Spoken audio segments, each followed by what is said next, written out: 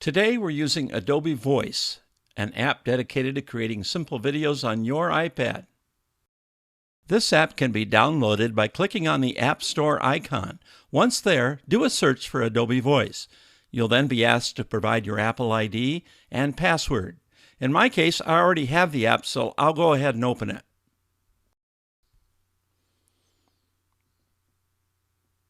This is the first page you'll see. You need to create a new story, and we'll do one called Parent Conferences. Now you can thumb through a series of helpful templates, including teach a lesson, share a growth moment, follow a hero's journey, tell what happened. I like to work with make up my own. The black block you see in the middle of your page is your work area. But before you dive in, you need to go to the top to choose your layout, a theme, and music. Once you've picked your layout, you need to pick a theme which will provide the backdrop for your video.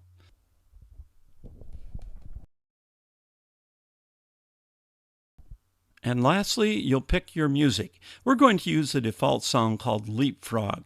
If you don't want music, tap the trash can next to the song listed at the bottom. Okay, we're ready to add content to our blank slate in the middle of the page. First, we'll add a picture from my iPad's camera roll. Now that the picture of our school is in place, we'll type in a suitable caption.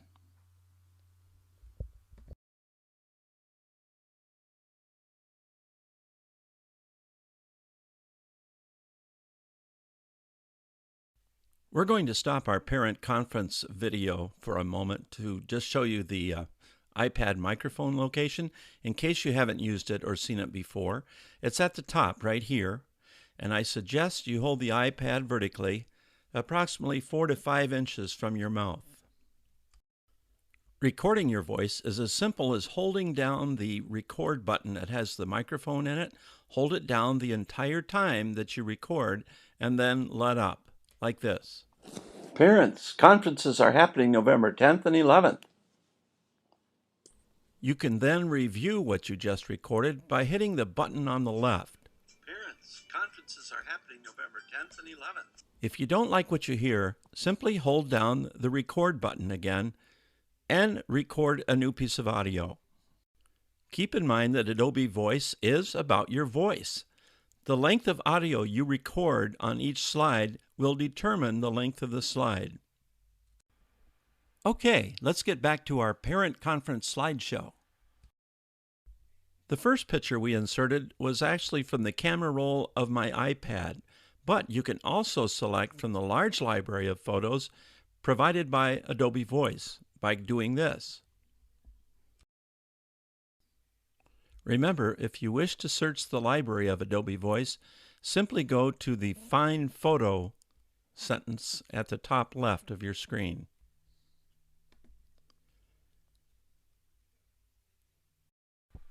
As you can see, we did what we've done before, and that is to write a caption for the picture and then record an audio segment for the slide. Okay, the next piece we're going to find an icon, which is also in the library of Adobe Voice, and we'll put a reminder icon for parents.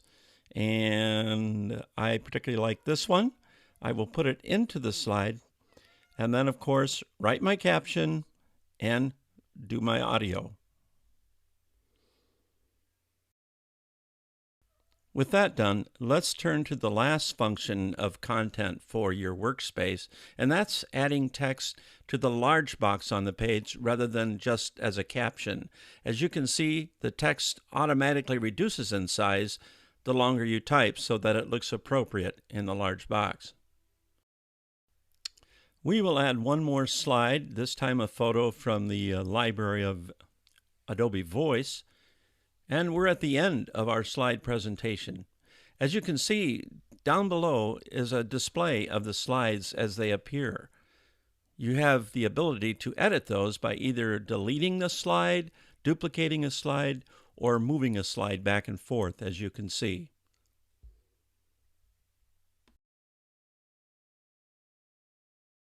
When I got to the end of the slideshow, I was a bit surprised there wasn't a bigger button or point the way sign to show how to share the video, what you do is go in the upper right-hand corner and use the common share symbol. Once you get to the share page, you have the option of sharing on Facebook, by email, copying a link, sharing on Twitter, or share by message, which I'm not set up for. I'm going to copy a link. Before we go any further, let's check out the lower right-hand corner of this page where it says Edit Credits.